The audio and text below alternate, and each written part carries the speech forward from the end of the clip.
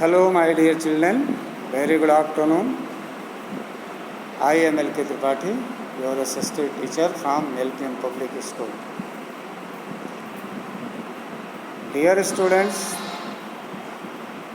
we shall discuss about the chapter 4 History. The topic is tribal communities and the colonial state. What is tribal communities and what was colonial state? This chapter will enable us to know much more about all such types of facts. So let's begin this chapter. Tribal communities in India represent a wide range of people. It is very difficult to define a tribe given the range of customs and rituals, economic and social practices that they had. However, it is generally accepted that each tribal society has its own set of common rituals and beliefs system and its own language. This is very true. There is no certainty about the tribal communities that in how much number, how much groups, how much caste they live. We can imagine or we can discuss about their different types of practices, rituals, religions, their custom, tradition, etc. One more thing is also there with them. They don't like to be the part of modern society. They never like so. They enjoy their life in their own community and in their own tradition and culture. They migrate mostly in the hilly, desert or sparsely populated regions where the number of people, the density of people is less. They never like to be the part of other society. Further, we shall discuss the next point, tribal communities before the British rule. How was the tribal community before the British rule? What was their living style? What was their livelihood? Before the arrival of the British, tribal groups in India had adopted different kinds of subsistence strategies. These are briefly described below. Before them, they had different kinds of subsistence. They lived a separate and their traditional life with their strategies, which we shall see below. A number of tribal communities, such as the Khonds of Odisha, lived by hunting and gathering forest produce. Khonds are found in the state of Odisha. They were depend upon their traditional method of livelihood.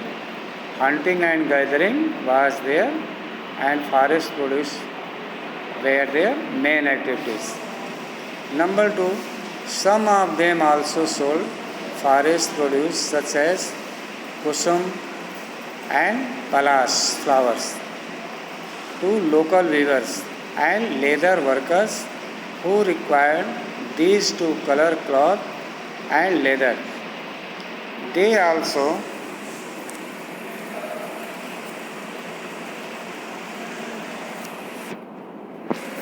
extracted oil from the seeds of sal and mahua trees and exchanged This for rice and grains that were not produced in the forest with traders or neighboring settled agriculturists. They took something from the forest like palas, mahua. Also they extracted oil from the seeds of sal, जिसको हम हिंदी में लासा भी कहते हैं, उस तरह का oil seeds यहाँ से लेते थे शाल का.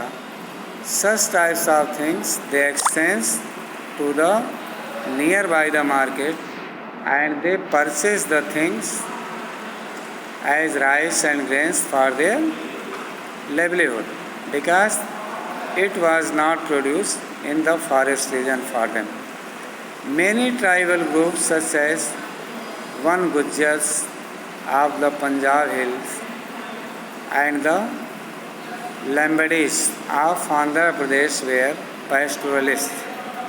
They lived by herding and rearing animals. They were the pastoralists, and their main activity was herding and rearing animals. पशुओं को रेयर करना, रखना, चराना, पशुपालन करना, ये उनकी मेन एक्टिविटी थी. These people lived on the outskirts of forest and maintained their existence exclusively by the sale of milk, ghee and other produce of their herds. They were something different from those tribals who lived in forest. They were out of the forest and they were pastoralists. They reared animals. They were herders. So they took milk, ghee, curd and different types of items produced by the animals, and they sold in the market. Some tribal groups settled down at one place. Gradually they got the ownership right to the land they had cultivated for some years. In many cases, the land belonged to the clan as a whole. All members of the clan were regarded as descendants of an original ancestor. So they were not wanderers as other tribals. Some groups settled down at a fixed or particular place, and slowly they became the owner of the land where they lived, and they acquired. Also they cultivated for some years. And in some cases, land belonged to the clan as a whole. कभी कभी जो ज़मीनें थी वो clan की हो जाती थी, पूरी ज़मीनें, मतलब जो real heir of the land हुआ करता था पहले से क्लैन में, जो पहले सबसे पहले वहाँ जो मुखिया होता था उसकी हो जाती थी. All members of the clan were regarded as descendants of original ancestor. और ये जो क्लैंस थे उनको डिसेंडेंट माना जाता था जो ओरिजिनल एंसेस्टर्स थे, जो वहाँ के वास्तविक जो पूर्वज थे, उनका उत्तराधिकारी इनको क्लैंस को माना जाता था. Towards the beginning of the 19th century, the various tribal groups who lived in hilly forested tracts started practicing agriculture. They practiced what is called shifting agriculture, that was known jhum. This type of cultivation was performed by the tribals, that was jhum. और shifting means एक जगह पर वो 1 से 2 साल खेती करते थे जहाँ वो रहते थे, और उसके बाद वो जगह छोड़ के चले जाते थे. फिर वो दूसरी जगह पर शिफ्ट हो जाते थे और वहाँ एग्रीकल्चरल प्रैक्टिस नए जगह पर करते थे. That is, once the crop was ready and harvested, they moved on to another patch of land. A field that had been cultivated once was left fallow for several years. Means performing once the agricultural activity at a particular place, they left the place for a long time not to perform such practice again.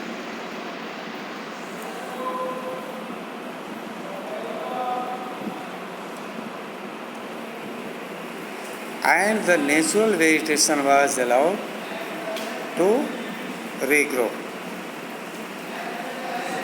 As supplies from the forest produce dwindled, some tribal people started carrying loads or working as laborers in the field of settled agriculture.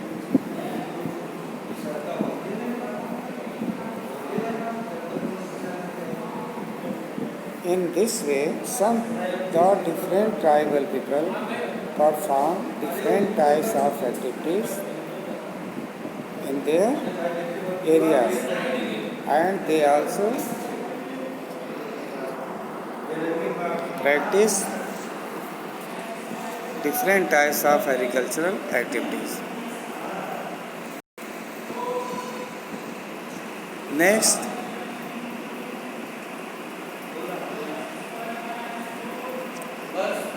impact of colonial rule on tribal life. What was the impact of colonial rule?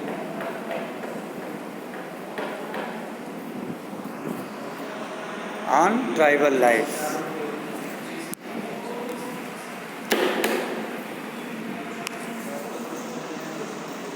Prior to the colonial rule, the tribal societies had lived in relative isolation for hundreds of years.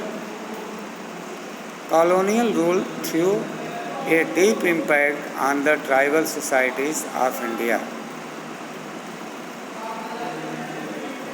Colonial rule से पहले ये tribal लोग उससे पहले जिस समाज में रहते थे उनका अपना खुद का एक अलग समाज था, एक आइसोलेटेड समाज था, और सैकड़ों सैकड़ों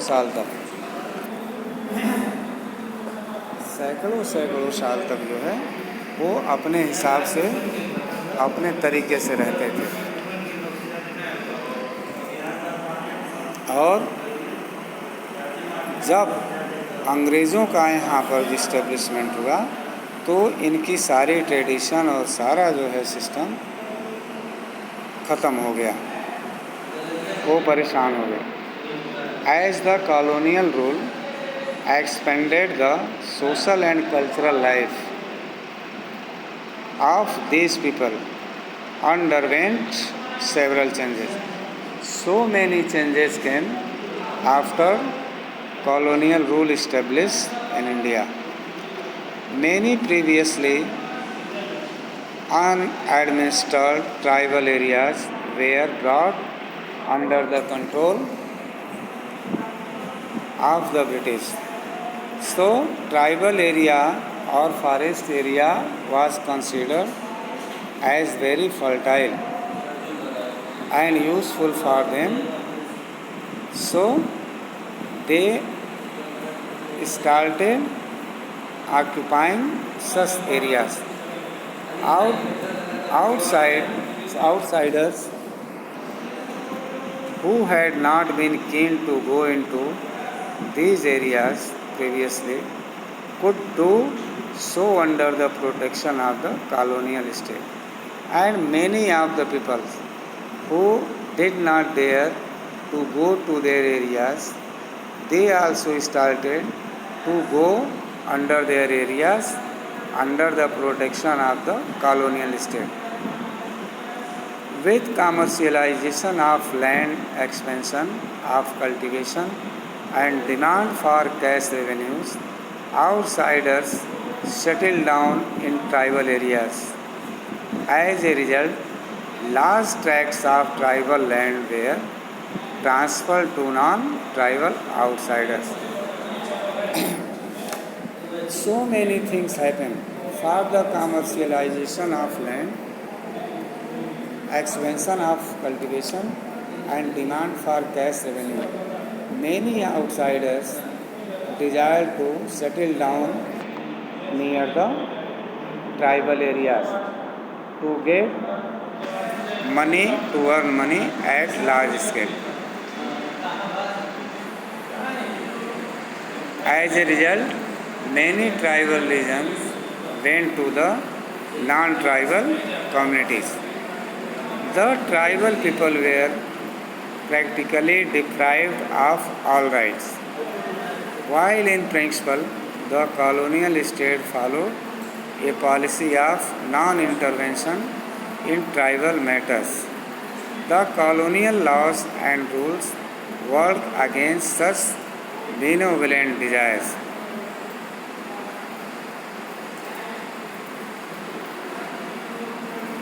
Next, that is the tribal people. उनको जो है प्रायोगिक तौर पर या उसको कह सकते हैं वास्तविक रूप में वो अपने सारे अधिकारों से जो ट्राइबल राइट था उन अधिकारों से वो वंचित हो गए. Slowly. While the principle, the colonial state follows a policy of, जबकि कॉलोनियल रूलर्स ने एक स्ट्रेटजी फॉलो किया कि ट्राइबल मैटर्स में किसी भी तरह का हम इंटरवेंशन नहीं करेंगे.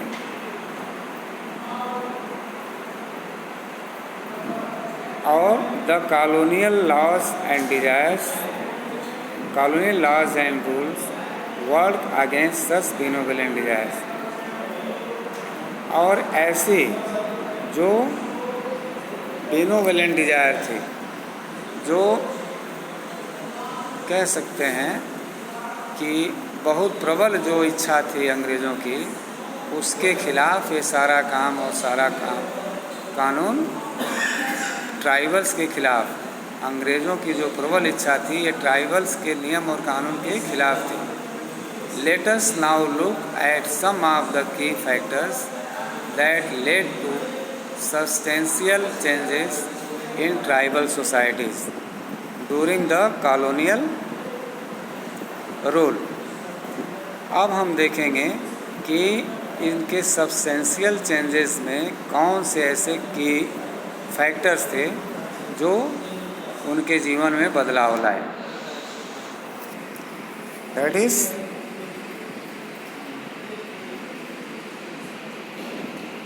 administration of tribal areas.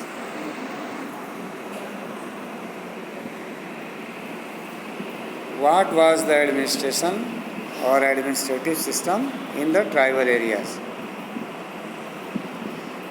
The British allowed tribal chiefs to continue enjoying their land titles over a group of villages, but they were told to administer these under British control and supervision. Now, the result was different. British allowed the tribal people to enjoy their own practice and habit land, but the practice of land will be controlled or administered under the supervision of British rule. And according to British laws in India, British land revenue rules, British police regulation, British forest laws, etc. came to be govern tribal areas as well. Thus, the tribal chiefs lost much of the authority which they had earlier enjoyed. As a result, British imposed all such types of things in the tribal areas. As a result, they deprived their authority from the forest. That's all. Next we shall see in next video.